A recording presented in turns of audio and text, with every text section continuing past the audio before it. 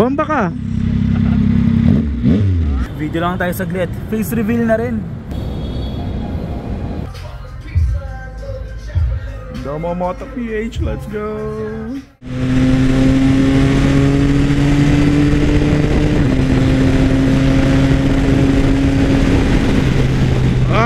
Sarap, grabe. Woo! And we are back with another video. Balik na tayo sa ADV. Ay, putek, mali. Balik na tayo sa XSR 900 natin. Actually, nakalimutan ko ata magpa-load. Naubos yung load ko dun sa Clark eh. So not sure if meron tagos dito na easy trip yung gagamitin, yung pang NLEX. Sana wala kasi yari tayo if ever meron. For today, we are going to label or LABL. Ang meaning ng LABL ay living a balanced life daw. So gusto ko yung pangalan nila at yung design nila. Tapos hindi pa ganoon ka marami ang meron. So tingnan natin kung may mabibili tayo. Let's see. So itong video na rin na to will be our last video for this year. So siguro balik-balikan lang natin yung kung meron man. Mag-insert lang ako ng mga clips galing sa mga old videos natin kung ano yung nangyari sa ating 2023. So short time lang yon, short period, pero parang feeling ko ang dami na eh. Lalo na new experience. Kakasakay ko lang ng big bike this year. Tapos halos ano na ba, 7 months na rin ata. So diba, sobrang considered fresh pa rin. And syempre kasama rin yung kayo ng mga viewers and subscribers. So pasasalamat video na rin na alam niyo yun, nandiyan kayo para sumuporta. Kasi nakakatamad mag vlog kapag walang viewers, at nakakatamad mag ride kapag walang vlog. Sa experience ko. So, siguro sama ko na rin yung mga New Year's resolution natin. December 17 pa lang New Year's resolution na no? And then totoo kasi niyan, syempre nag-upload tayo ng videos. May mga viewers din na nakapansin ng bad habit natin.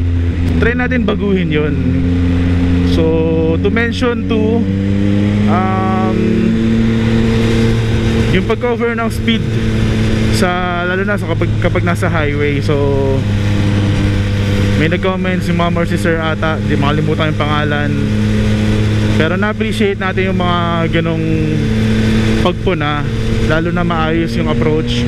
Wala naman talagang problema dun eh.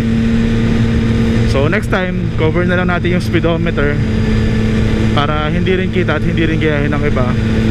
Secondly, nag-upload ako nung ADV versus Vespa. So mabilisan kasi yun eh, parang pinaalam ko lang, tapos pumayag, kaya hindi na ako nakapag-prepare. So yun, nag-ride ako ng walang gloves tapos naka-chinelas pa ako. Pero syempre natin ang free zone para maging pabaya tayo. Actually para sa atin din yun eh, para mas safe tayo na, alam mo yun, mas covered yung body parts natin. Try natin na mas sumunod sa batas. Wala tayo tatanggi dyan, may pagkakamote tayo konti.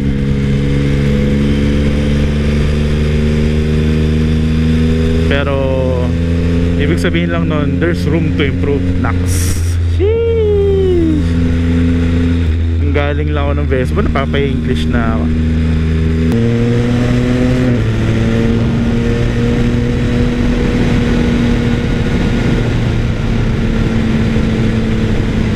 Di ko alam kung i-cover ko na ngayon yung speedo o hindi pa.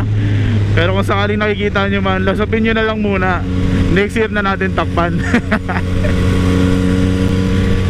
Quezon Ave exit. Ito na ba exit natin? Yup. Signal, kanan. Woo! Sarap talaga. Kapag medyo mabagal ka lang, ang sarap mag-naked kasi ramdam mo yung hangin eh. Feel mo mag-bike. Pero kapag sobrang bilis mo na, maiinis ka na naka-naked ka, maghahanap ka na ng windshield kasi sobrang hangin talaga, basag trip. Oh, Grabe, mahal, 264. Ay, puti ko nga pala, sabi ko dati, bababa na lang ako.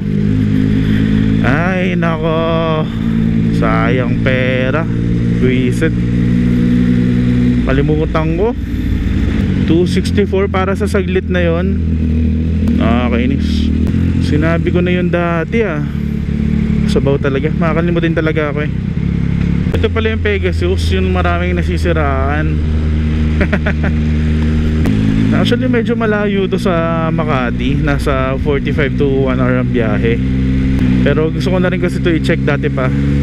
Lalo na cafe siya, so makakatambay ka talaga ng may kape. Sana masarap yung kape, sana maganda yung products,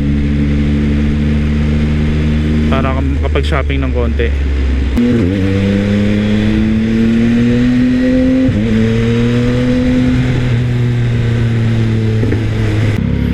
Next year, alam nyo, isa sa mga kailangan natin gawin agad, magpa-PMS. Isang beses ko palang napapa-PMS to, pero ang tinakbo ko na 3,300. I think yung first 1,000 ko, nasunod ko pa yung time. After nun, wala na. Gastos agad. Wala pa yung next year, iniisip ko pa lang, gastos na. Bakit parang ang ganda ng daan na to? O, ride muna tayo.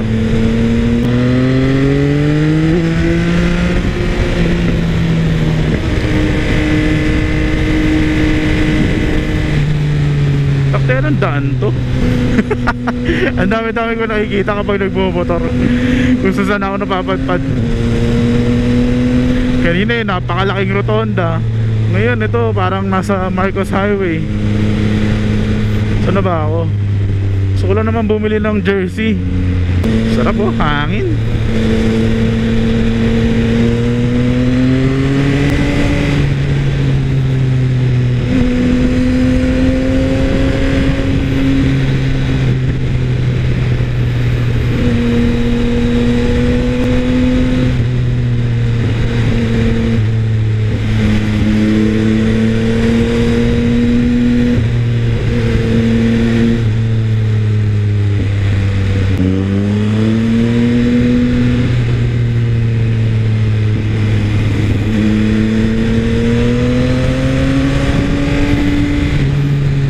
Grabe naman to, diretso na daan na to, nakakatawa.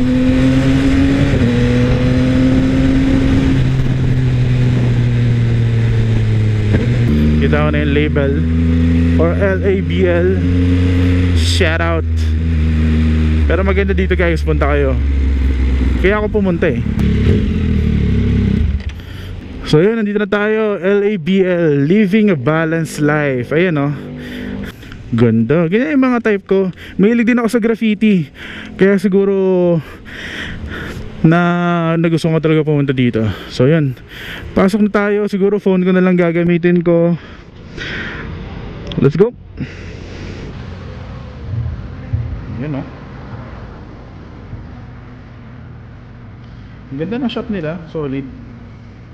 Yan, tapos yung nga cafe, tapos meron din silang food. So unahin na natin yung cafe. Tapos sabitan ng helmet. Ito meron jacket, shoes. Ganda oh. Pagdikit na tayo ng sticker. Domo Moto PH, let's go. So ito yung pinunta ko talaga dito, mga jerseys nila. Type ko yung itsura. Ganda ng quality oh. So mamaya magsukat-sukat tayo. Ito alam ko parang meron silang sinehan. Hindi ko lang alam kung paano nangyayari yung viewing. Binuksan ni Kuya. So ano to? Parang cinema sir. Cinema? Paano yung pinapalabas sa kanya? Kahit anong movie sir, rinirentahan to ng 5K for 3 hours sir. Bring your own device, kukonect natin sa ano nyo. So solid siya pang tambayan no, kapag ano, grupo. Ayos ah. Okay, so ito yung napili ko sa jerseys. Ito, ganda-ganda ako. Simple lang siya, tapos andun yung label. Ganda yung logo nila, type ko talaga. Tapos meron din silang naka-sale. So kung ako sa inyo, hindi pa napunta dito, grab nyo to. Ganda. Lightning version daw. Kasi ganda ng likod. Yung okay, so tapos na tayo kumain at saka mag-visit sa LABL store, LABL Cafe. Ang masasabi ko lang, sobrang okay niya. Sobrang okay kasi maganda talaga yung shop. Actually napapunta ako dyan kasi yung design nila, yung pagiging classic, tapos parang minimalist na maganda yung design. Ganun na ganun talaga siya pagpunta ko dun sa cafe. Maganda yung quality. So solid siya. Tapos kinuha ko yung black and white para babagay sa kahit anong forma natin. Pero ang dami ko pang gusto doon. Ang gaganda ng kulay. Eh, hindi naman natin mabibili agad lahat-lahat. Sakto rin ha, biglang umaraw. Tapos nakabili na tayo ng jersey. Sinuot ko na agad. Nagpa-picture din kasi ako. Pauwi na tayo. Nanggaling na tayo sa LABL. Again, recommended yung shop na yan guys. Puntahan nyo kung gusto nyo ng matinong jersey. Hindi pala matino, magandang jersey. Meron din silang pants and jackets. Lahat nandun. Tapos cafe din siya. Kape at pagkain meron. So shout out to LABL.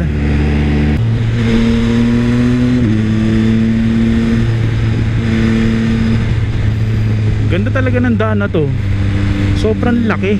Parang ngayon ako nakadaan dito buong buhay ko. Woo! Ay, enjoying life in two wheels, you know. Sarap. And living a balanced life. Siningit pa talaga yung LABL ulit. Sponsor ang putik. Not sure kung sinabi ko na kanina yung reason ko ng pag-vlog. So nag-vlog ako para sa XSR 900 kasi tansya ko ang konti nang meron nito. Sa Pilipinas, dito sa atin ang daming may type ng sport bike. Pangalawa, naked. Ang popogi kasi talaga. So parang bibihira lang yung ang taste ay classic. So ako gusto ko mag-focus sa classic or retro look na XSR 900 to be specific. XSR 700 and 900 medyo magkapatid lang naman yan eh. Ako magstay ako na ang i-content ko mostly itong ating XSR 900 2023. Actually walang pinagkaiba sa 22 model. Same lang naman sila. Ako ang tawag ko dito all new XSR.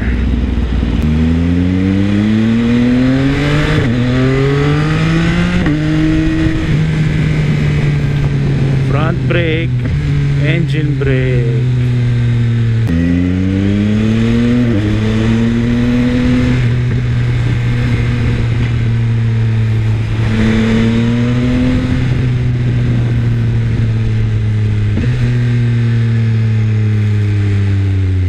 Tapos video lang tayo saglit. Face reveal na rin. End year na eh. Year end pala. Okay. Para meron na tayong mukha behind the camera.